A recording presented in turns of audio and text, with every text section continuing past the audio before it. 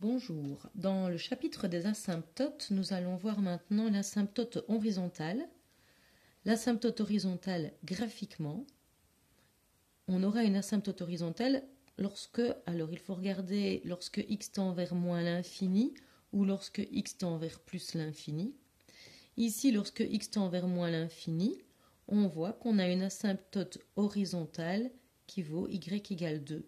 Parce que la fonction se rapproche de plus en plus de cette horizontale et c'est assez clair.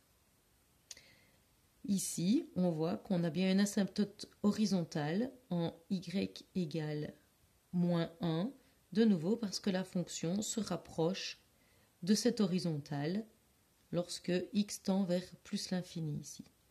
On peut voir dans ce graphique qu'on peut avoir des asymptotes verticales à gauche en moins l'infini qui sont différentes des asymptotes horizontales à gauche en moins l'infini qui sont différentes des asymptotes horizontales à droite en plus l'infini.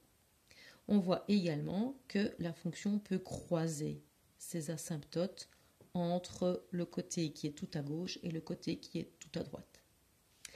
Par calcul, pour pouvoir calculer voir dans une fonction s'il y a des asymptotes horizontales, il faut d'abord regarder le domaine. Il faut que ce domaine soit non borné. Non borné veut dire que dans le domaine, on doit retrouver soit moins l'infini, soit plus l'infini, soit les deux. Quand on va chercher s'il y a une asymptote horizontale, on va calculer la limite lorsque x tend vers l'infini. Donc la limite lorsque x tend vers, par exemple, moins l'infini, ou la limite lorsque x tend vers, par exemple, plus l'infini, de la fonction. Si on voit que ça nous donne un réel, donc j'arrive sur un nombre, à savoir que 0 est aussi un réel, ça veut dire qu'il existe une asymptote horizontale d'équation y égale ce réel. Donc, par calcul, lorsqu'on a une fonction, la première chose à faire est de calculer son domaine, voir si on a bien dans le domaine moins l'infini ou plus l'infini.